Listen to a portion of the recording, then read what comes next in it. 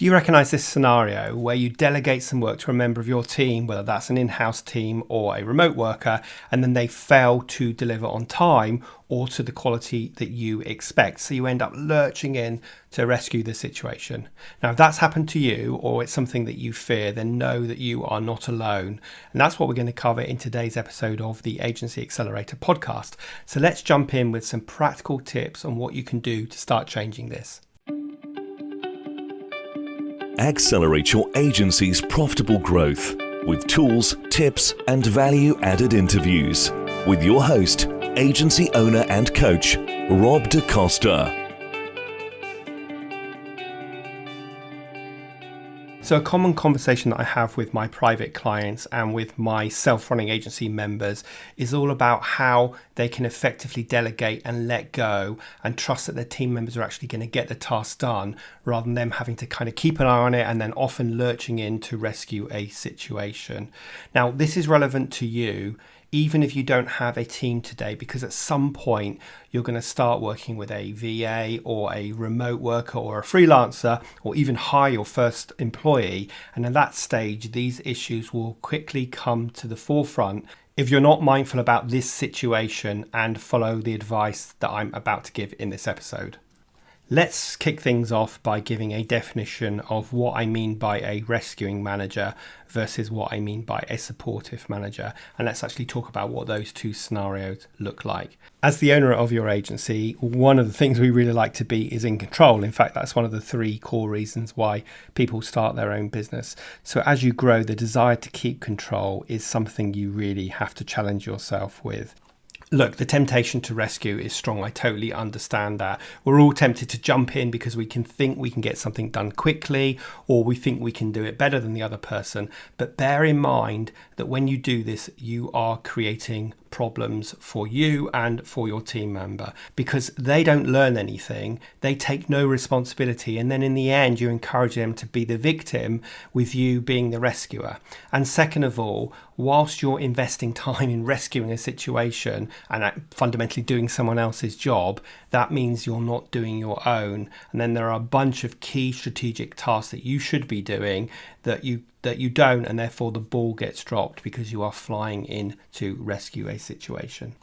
On the other hand, the supportive manager will take the time to delegate effectively and make sure that their team members understand what good looks like, what the outcome is, and spend time showing them what to do. So you just need to look at yourself and say, am I currently being the rescuing manager, or am I behaving like a supportive manager? Okay, so I want to share with you 5 tips to start changing this, because I think if we are all honest, we're going to raise our hands and say, hey Rob, actually I am quite that rescuing manager sometimes, and I find it really difficult to change that. So I want to share with you 5 tips to begin moving from being a rescuing manager to being a supportive manager. So before we even start talking about strategies to get your team member to behave appropriately, we need to look at yourself first of all. So let's talk about mindset. That's my first tip, because the longer I work in the agency world, the more I realize that so much of your success will be based on mindset, whether that's thinking about it from this topic's perspective, or looking at pricing, or imposter syndrome, or believing in yourself, and so on. If you want to stop being a rescuing manager, then you first need to tackle your own mindset.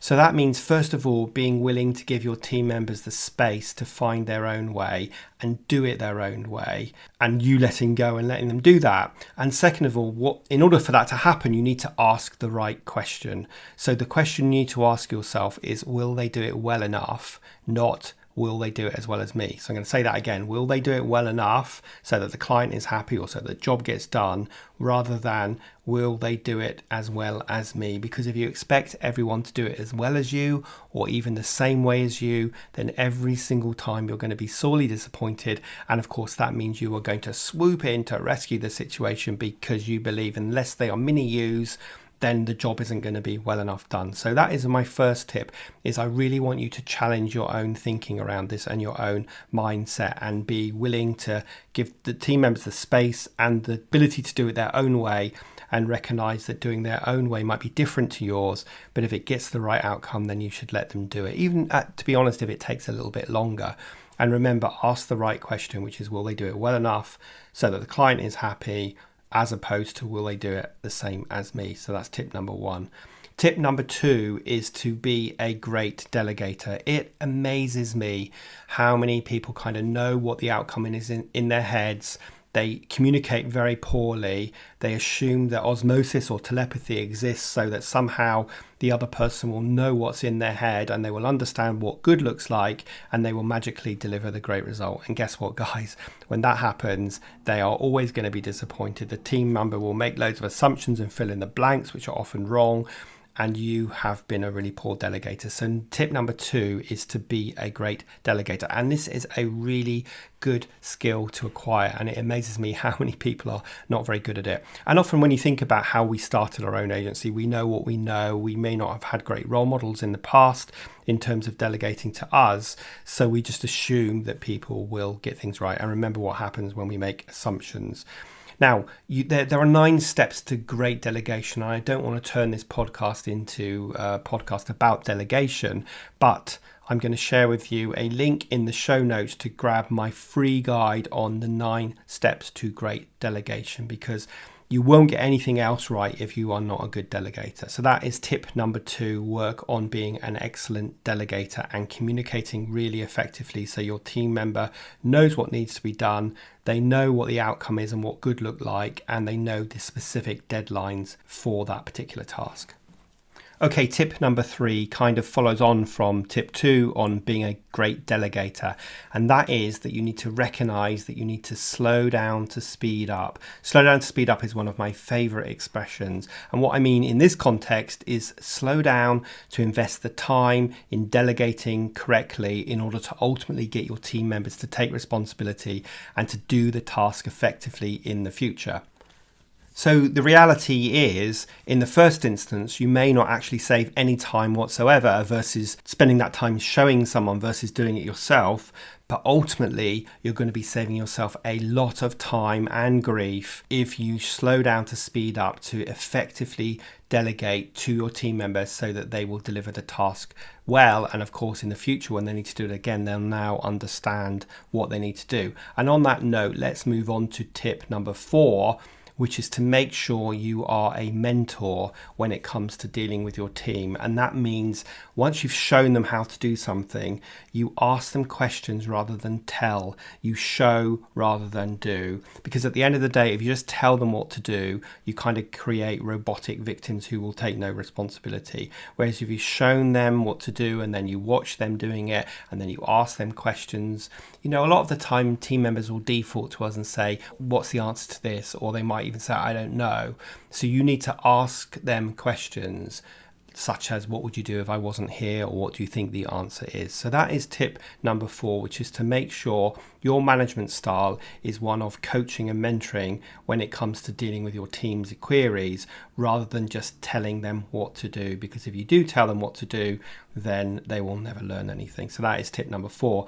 And finally, tip number 5 is making sure that you have clarity around who does what. Now, I bang the drum a lot about having clear roles and responsibilities in your agency that defines the functional role that your team will carry out. So for example, I might have an account manager roles and responsibilities, and this shows what an account manager should be doing.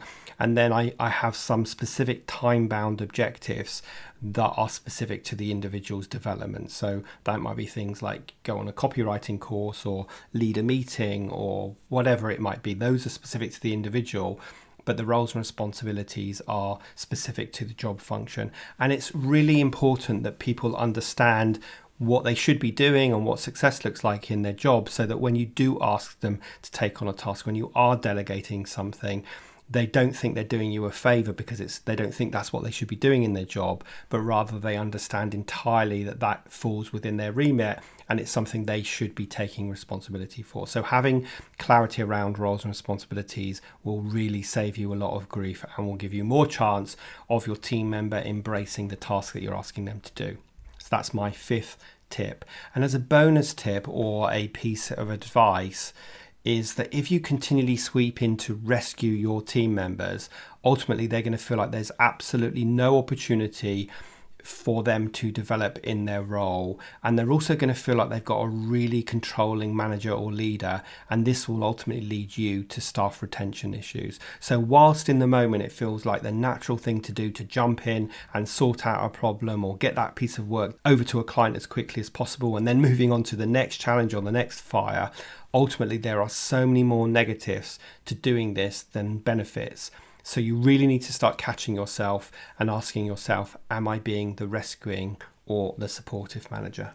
Okay, another short episode, but one that is packed with value. And if you follow those 5 tips, then ultimately you're going to make sure that you are a really motivating and inspirational leader, and that you are getting work off your plate to free you up to do the things that only you can do. I often liken the leader to an agency of a captain of a ship.